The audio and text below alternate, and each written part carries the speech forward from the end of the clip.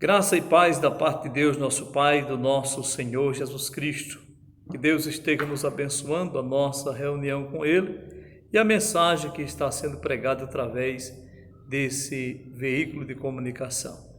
Queremos aproveitar nesse momento para trazermos a palavra de Deus no livro de Colossenses e nós iremos ler a palavra do Senhor. O capítulo de número 3 de Colossenses, onde estamos estudando a temática Cristo é tudo em todos. O versículo 11 trata assim, diz: aonde não há grego nem judeu, circunciso nem incircunciso, nem bárbaro nem cita, servo ou livre, Cristo é tudo em todos. Que Deus abençoe. Vamos orar. Nosso Deus, obrigado pela Tua palavra e nos dar a Tua bondade nesse momento, quando estamos a transmitir esta mensagem. No nome de Cristo Jesus, nós oramos agradecidos e te louvamos. Amém. Muito bem. Na outra mensagem nós falamos que Cristo é tudo que nós precisamos. E Ele está em nós, através do Seu Espírito Santo, está em mim, está em cada pessoa particularmente.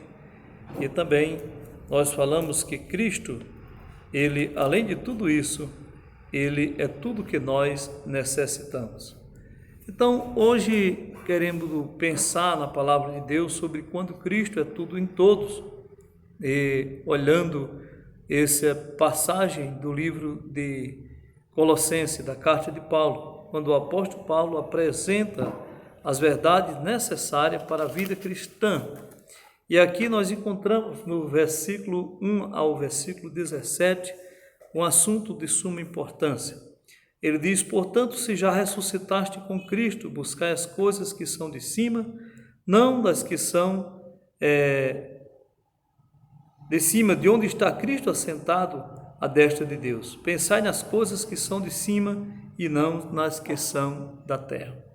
Então, meus amados amigos e queridos ouvintes da palavra do Senhor, o texto de Colossenses ele apresenta nos primeiros 4 versículos uma união com Cristo que nos leva a uma busca pelas coisas lá do céu, pelas coisas espirituais. O versículo 3 diz: porque estáis mortos e a vossa vida está escondida com Cristo em Deus. Quando Cristo, que é a vossa vida, se manifestar, então também vos manifestarei com Ele em glória. Veja que promessa maravilhosa quando temos isso na palavra de Deus, a promessa da palavra de Deus, mostrando para nós tudo isso. Esse deve ser, o desejo de todo aquele que experimentar o novo nascimento. Encontramos também um relato sobre as coisas de pecado que precisamos deixar. Na mesma carta ao Colossenses, no versículo 5 até o 10, diz: mortificai a vossa natureza, os vossos membros da terra, sobre a terra, que é a fornicação, a impureza, a afeição desordenada, as concupiscências, a avareza, que é idolatria. Continua: as quais coisas vem a ira de Deus sobre os filhos da desobediência, nos quais também noutro tempo andastes, quando viviam nelas. Mas agora, depois despojai-vos também de tudo, da ira, da cólera, da maledicência, das palavras torpes que saem da vossa boca. Não mintais uns aos outros, para que se despide do velho homem e dos seus feitos, e revestido do novo homem, que se renova segundo o conhecimento, e segundo a imagem, se renova para o conhecimento segundo a imagem daquele que o criou. Então nós encontramos aqui esta lista de pecados que precisa ser deixado, repetida essa lista praticamente na primeira carta de Coríntios, no capítulo 6 de 1 Coríntios, versículo 9 e 10, que diz: não sabeis que os injustos, ladrões, não herdarão o reino de Deus? Ou melhor, os injustos não herdarão o reino de Deus? Não vos ignoreis, nem impuro, nem idólatra, nem adúltero, nem afeminado, nem ladrões, avarentos, maldizentos, ou roubadores herdarão o reino de Deus. Apresenta essa lista de coisas que devem ser deixadas para trás. Encontramos também na palavra de Deus, em outras passagens, várias passagens da palavra de Deus, mostrando algo que deve ser deixado. O próprio Pedro diz, deixando toda murmuração, ira, contenda, maledicência, desejai ardentemente o leite genuíno, não falsificado, que é a própria palavra de Deus. Encontramos em Romanos capítulo 6, versículo 11 ao 13, mostrando a necessidade de fazer morrer a nossa natureza, a natureza terrena que nós carregamos com ela. O versículo 11 diz o seguinte, assim também considerados certamente mortos para o pecado, mas vivo para Deus em Cristo Jesus, nosso Senhor. E não reine, portanto, o pecado sobre o vosso corpo mortal, para a obediência às suas concupiscências, nem tampouco apresentei os vossos membros ao pecado, por instrumento de iniquidade, mas apresentai-vos a Deus vivo dentre os mortos, os vossos membros a Deus como instrumento de justiça. É uma cobrança que existe por uma mudança na vida cristã em todo o tempo.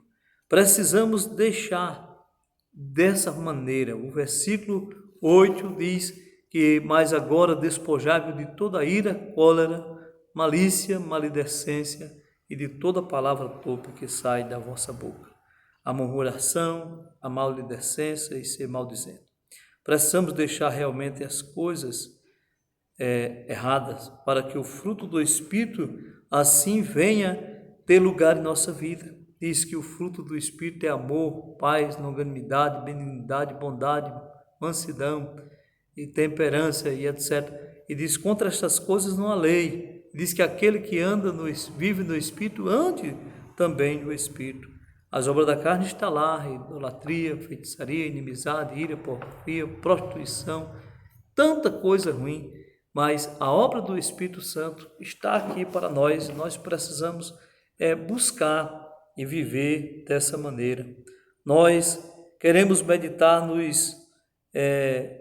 sobre o nosso revestimento espiritual, embora andemos vestidos, mas não está falando aqui dos vestidos terrenos, mas está falando dos vestidos espirituais, das vestes espirituais, das vestes que nós precisamos cobrir o nosso corpo. Não significa que vamos andar de forma relaxada, de toda maneira, da maneira que achamos que podemos andar, mas devemos andar da maneira que agrada a Deus. E é importante notarmos isso. Não está falando o texto das vestes terrenas, mas das vestes espirituais que nós devemos tomar para si. O próprio Jesus Cristo disse que devíamos ser simples como as pombas e prudente como a serpente. Ele disse que tivesse cuidado, como trata-se dos fariseus que colocavam a sua salvação nas vestes. A nossa salvação não deve ser, como diz em Marcos 12, versículo 14, não deve ser no nosso interior. Diz, conhece Deus, e nós servimos primeiro, vê o interior, depois ele vê o exterior, pois é bem diferente dos homens que olham primeiro para o exterior e depois vê o exterior. É por isso que Deus está chamando a mim e você para vivermos revestidos por dentro de um novo homem que se renova segundo a imagem daquele que o criou. Essa é a chamada que Deus tem para nós dentro da palavra de Deus. Amados amigos e irmãos, Cristo é tudo em tudo. Cristo diz para nós, eu sou a sua justiça, a sua força, a sua vida, a sua paz, o seu amor, a sua saúde, a sua verdade, a sua redenção, a sua humildade, a sua liberdade. Cristo é a nossa ressurreição, a sua benignidade, a sua plenitude, a sua paciência, a sua herança, a sua força novamente, o seu gozo, a sua luz, o seu poder, a sua pureza, a sua vitória, o seu caminho, o seu descanso, a sua santidade, a sua santificação, a sua sabedoria, a sua bondade e a sua salvação. Devemos assim permanecer em Cristo. A Bíblia diz, se assim alguém está em Cristo, é nova criatura, as coisas antigas passaram e eis que se fizeram nova todas as coisas. Quando estamos em Cristo, Ele é tudo para nós. Muitas coisas ficarão de fora da nossa vida quando nós estamos em Cristo, como a queixa, o temor, o ódio, a ira, as drogas, preguiça, amargura, imoralidade, falta de perdão, irritabilidade, ressentimento, desobediência, incredulidade, insatisfação, embriaguez, desânimo, orgulho, egoísmo, ciúme, paixão, rebeldia, vingança, vontade própria, espírito enganador, impaciência, dúvidas, impureza, glutonaria e falta de modéstia. Todas essas coisas não têm lugar para aqueles que estão em Cristo, por isso que nós devemos permanecer em Cristo e por meio dele é que nós vivemos mais perto de Deus. Por isso que é importante, e aqui tratando o que acontece quando Cristo é tudo em todos. Nós queremos pensar o que acontece na vida de um cristão quando Cristo é tudo em todos. Nós vamos ficar do versículo 11 ao 17. Iremos notar as coisas que acontecem. Diz, aonde não há judeu, nem grego, nem incircunciso, nem circunciso, cita, livre, bárbaro, etc. Cristo é tudo em tudo. A primeira coisa que desaparece do meio do povo de Deus, quando Cristo é tudo em todos, sabe o que é que desaparece? O que é que desaparece? As divisões. Divisões não é coisa do povo de Deus, não. Jesus Cristo, ele orou por uma igreja única, uma única igreja. No capítulo 17 de João, e o versículo 20 ao 23, Jesus Cristo disse, não rogo somente por este, mas também por aqueles que hão de crer em mim pela tua palavra. Então ele orou por nós. E o propósito da oração, para que todos sejam um, como tu és, Pai, tu és em mim, eu em ti, e também ele seja em mim, um em nós, para que o mundo creia que tu me enviaste. Então há uma grande confusão no mundo por causa dos cristãos divididos, e ele chamou para ser uma igreja única. E diz, e dele a glória que me deste, para que seja um como nós somos um. Eu neles, tu em mim, para que eles sejam perfeitos em unidade, para que o mundo conheça que tu me enviaste a mim e o que tendes amado como me tendes amado a mim. Então, a importância de Jesus falando sobre essa possibilidade de que a igreja do Senhor seja uma. O Senhor Jesus Cristo deseja a união da sua igreja e que sejamos um nele, assim como ele é em nós. Somos um povo que deve ser diferente. Somos parte da nova criação de Deus. Diz a palavra de Deus que o valor é ser uma nova criatura. Diz que ser circuncidado não há valor nisso, ou ser incircunciso, mas o texto sagrado diz o ser uma nova criatura. O versículo que lembro diz que não há diferença entre o circunciso e o incircunciso, o bárbaro, o cítaro, o livre e o escravo, porque Cristo, ele é tudo em todos. Então, assim que nós entendemos e vivemos, Cristo vive em nossas vidas, é tudo em nossas vidas.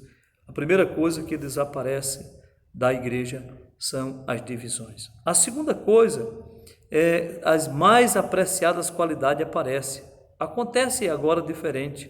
O versículo 12 diz, mas revestíveis como os eleitos de Deus, santos, amados, de entrañável afeto de misericórdia, benignidade, bondade, mansidão e longanimidade. Então aqui nós encontramos que a vida do crente se manifesta dessa maneira, O fruto do Espírito é amor, fé, bondade, mansidão, longanimidade, e aí perseverança, domínio próprio, fidelidade. Diz que contra estas coisas não há lei. Porque lá em Gálatas, versículo de número 22 e 23, aqui nós somos pelos feitos de Deus, ou seja, pela obra do Espírito Santo em nossas vidas, somos cheios do fruto de justiça para a glória de Deus Pai. Lá no capítulo 1, e 10 e 11 de Filipenses, diz assim a palavra do Senhor, para aprovar as coisas excelentes, sede sincero e culpável filho de Deus para o dia de Cristo, cheio de fruto de justiça, que são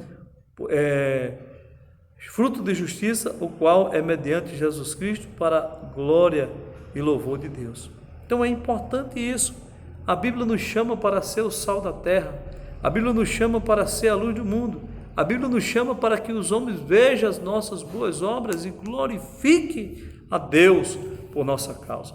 Então nós podemos entender que as divisões desaparecem e as mais apreciadas qualidades aparecem. Diz que revestivos como santos, eleitos de Deus, santo, amados, em admirável misericórdia, com um coração misericordioso, benigno, pessoas cheias de benignidade, humildade, de mansidão, de longanimidade. Então, tudo isso são algo que vem para nós quando Cristo é tudo em todos. A terceira coisa que acontece na vida daqueles e na igreja é a compreensão e o perdão tem êxito. O versículo de número 13 diz: suportando uns aos outros, perdoando uns aos outros, se alguém tem motivo de queixa contra o outro, assim como Deus em Cristo nos perdoou, assim também fazeis vós.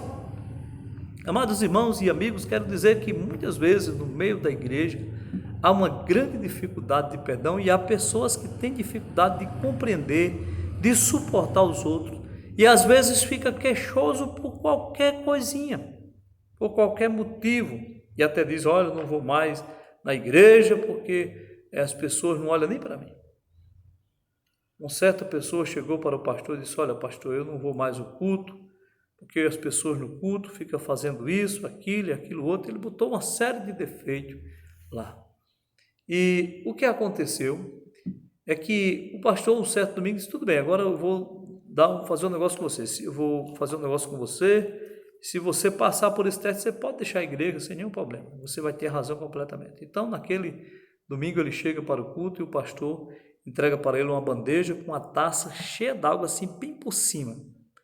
E disse: olha, enquanto tiver o culto, você vai passar o culto andando dentro da igreja, sem deixar derramar um pingo dessa água. E aí aquele homem, ele fez isso. E no final do culto, o pastor chamou ele e disse: você viu os irmãos na igreja fazendo isso, aquilo outro? Ele disse: não vi não. Eu disse: por que você não disse? Porque eu estava prestando atenção na taça. Ele disse: pois muito bem, quando você vier para a igreja agora, você presta atenção na palavra de Deus, presta atenção em Jesus, no que ele tem para dizer, porque você não vai ter tempo para prestar atenção à vida das outras pessoas. E muitas vezes nós estamos queixosos com os outros. A Bíblia diz: perdoar até os nossos inimigos, quanto mais o irmão. A Bíblia diz: perdoa os nossos pecados, assim como nós perdoamos aquele que nos tem ofendido. E a Bíblia diz: se nós não perdoarmos aquele que nos ofende, como Deus ele vai perdoar nós? Uma certa pessoa, um pastor, visitou um parente crente que era intrigado com outro parente crente da mesma igreja, e ele disse: olha, você precisa falar com essa pessoa, vocês são crentes? Ele disse: não, eu não quero falar com o meu parente. O pastor disse: olha, e se vocês forem morar, quando morrer, for morar no céu e for vizinho? Ele disse: eu peço a Deus para me mudar. Isso não é comportamento cristão, isso não é engraçado, não, isso está errado. A Bíblia diz que devemos perdoar. A Bíblia diz lá em Efésios, capítulo de número 2 e versículo, Efésios, 4 e versículo 32 de Efésios, diz assim: antes, sede uns para com os outros benignos, misericordiosos, e perdoando uns aos outros, como também Deus em Cristo nos perdoou. Nós achamos bom receber o perdão, mas é importante que nós também perdoemos. A Bíblia diz: se o teu irmão pecar contra ti, fala com ele sozinho. Se ele se arrepender, ganhaste teu irmão. Se ele não se arrepender, leva consigo 2 ou 3 testemunhas. Se ele não ouvir, diga para a igreja. Mas o Senhor Jesus Cristo ensinou os apóstolos acerca da suficiência do perdão. E Pedro, querendo aparecer, disse: Senhor, quantas vezes deve perdoar alguém? Deve perdoar 7? E ele disse: eu digo não somente 7, mas 70 vezes 7. Ou seja, quantas vezes for necessário perdoar, nós devemos perdoar. Claramente isso. A quarta coisa que acontece quando Cristo é tudo em todos está no versículo 14. O amor une todos. Diz a palavra de Deus: sobre tudo isto revestível do amor, que é o vínculo da perfeição. A igreja de Jesus Cristo precisa estar revestida do amor de Deus. E o texto: o amor de Cristo deve se tornar a decisão das nossas vidas. O amor deve estar acima de tudo e de todos, para nos levar à unidade da fé, para nos levar ao vínculo da perfeição. E é importante que haja esse amor. A palavra de Deus mostra isso em Efésios 4, versículo 3, diz: procurai guardar a unidade do Espírito, que é o vínculo da perfeição, e essa unidade do Espírito é o amor, o principal dom. Jesus Cristo diz: um novo mandamento vos dou, que vos ameis uns aos outros, assim como vos ameis, para que o mundo veja que tu tens me enviado, se amade-vos aos outros. A igreja precisa amar. Fazendo assim, o mundo reconhece que nós somos discípulos de Jesus, para que o mundo saiba que sois meus discípulos, se tiver de amor um para com os outros. O amor nos identifica com Jesus Cristo. O texto é claro e diz: nisto conhecerão que sois meus discípulos, se tiver de amor um para com os outros. Jesus Cristo disse: se eu amar só o que me ama, que farei demais? Não faz assim os publicanos e os pecadores? Ele diz: amai os vossos inimigos e orai pelos que vos perseguem. O amor deve estar acima de tudo. Amar os inimigos. A palavra de Deus nos ensina que nós devemos amar até os nossos inimigos e aqueles que nos perseguem. Talvez isso tenha sido algo dificultoso para a sua vida.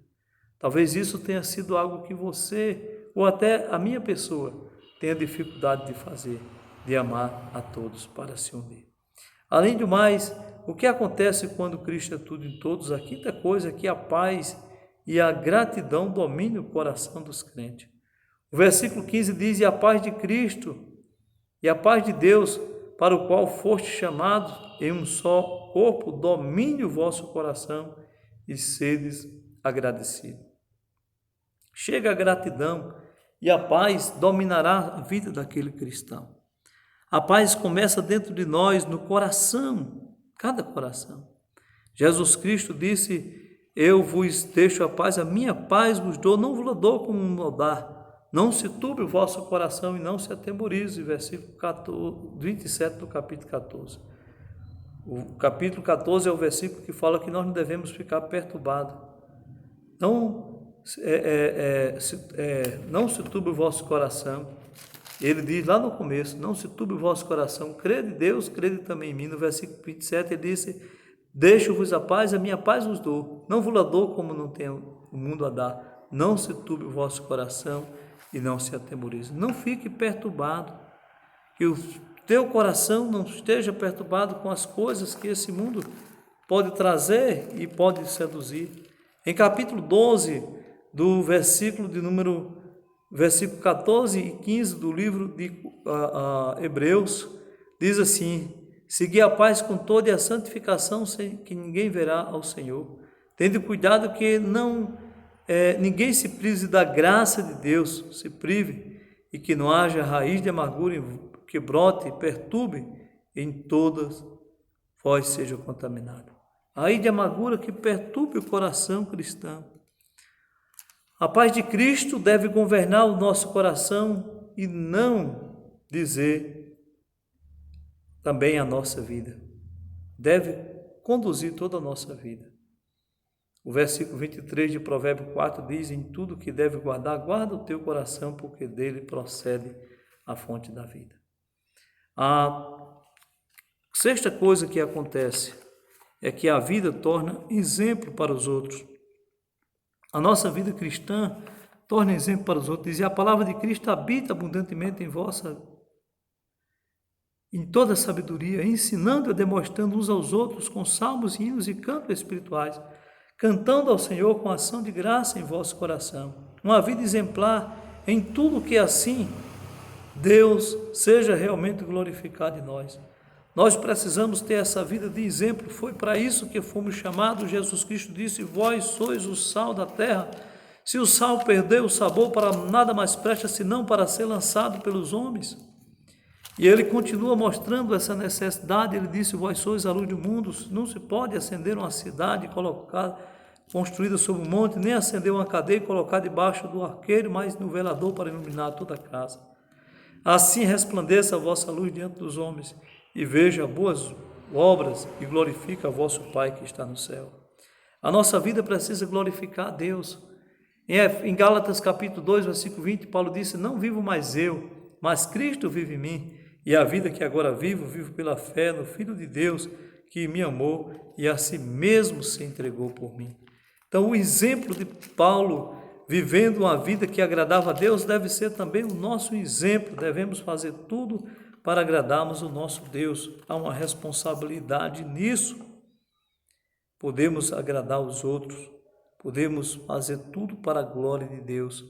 A Bíblia diz: e não vos embriaguei com vinho em que há contenda, mas enchei-vos do Espírito Santo, falando entre vós com salmos e hinos e cantos espirituais, salmodiando ao Senhor no vosso coração. É isso que a Bíblia exige de nós, que tornemos um exemplo para o outro. E por último, Deus é plenamente glorificado em nossas vidas, é o que o versículo 17 diz ricamente. A palavra de Deus em Colossenses 3, versículo 17 diz: enquanto fazede por palavra ou por obra, fazei tudo para o nome de Jesus Cristo, dando por ele graças a Deus Pai. Deus é glorificado em tudo que nós fazemos, faça em palavra ou faça em ação, fazei tudo para a glória de Deus. Nossa maneira de vestir, de falar, de agir, os nossos pensamentos e sentimentos deve ser algo que glorifique o nome do Senhor nosso Deus. O nome de Deus precisa ser glorificado em nossas vidas. E é isso, a Bíblia diz, dando sempre graças a Deus Pai, em nome do nosso Senhor Jesus Cristo. Efésios capítulo 5, versículo 20. Então, meus amados amigos e queridos irmãos, nós queremos concluir dizendo o seguinte: amados irmãos, somos exortados pela palavra de Deus a sermos não somente ouvinte, mas praticante da palavra. No livro de Tiago, capítulo 1, versículo 22. Devemos ser operoso praticante. E quando Cristo é tudo em nós, nós devemos termos uma vida diferente. Cristo está em nós. Jesus Cristo disse: aquele que tem os meus mandamentos e guarda, esse é o que me ama. E aquele que me ama será amado pelo meu Pai. E veremos para ele e faremos nele morada. Essa é a promessa de Cristo. Ele diz claramente no versículo 21 de João 14: aquele que tem os meus mandamentos e guarda, esse é o que me ama, e aquele que me ama será amado pelo meu Pai, e eu me manifestarei a ele. E aí Jesus disse: se alguém me ama, guardará minhas palavras, meu Pai o amará, veremos para ele e faremos nele morada. Quando Cristo é tudo em todos, amados irmãos, somos chamados a fazermos isso, a sermos revestidos de Cristo, a ter uma vida diferente.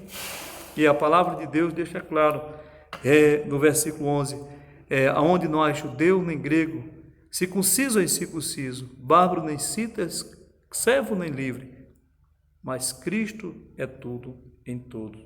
E Deus nos abençoe a vivermos no meio de tudo isso. Quando Cristo é tudo em todo, as divisões desaparecem, as boas qualidades aparecem, a compreensão e o perdão têm êxito. O amor é tudo e faz a união. A paz de Cristo domina nossos corações e tornando um exemplo para os outros. E que Deus é glorificado em nossas vidas. Que Deus nos abençoe cada dia e até uma outra oportunidade. Nosso Pai, obrigado que podemos glorificar o Teu nome e podemos viver com Cristo em nossas vidas e agradarmos ao Senhor, certo do que o Senhor é tudo para nós e é tudo em nossas vidas. E por isso, a essa grande mudança. Obrigado pela grande salvação e abençoa todos esses ouvintes da Tua palavra. Em nome de Jesus. Obrigado. Amém. Até a próxima oportunidade. Que Deus nos abençoe. Que você que nos acompanha o nosso canal no YouTube, faça aí a sua inscrição, se inscreva e você será notificado cada vez que publicarmos um novo vídeo. Forte abraço do pastor Irã e família. Que Deus te abençoe.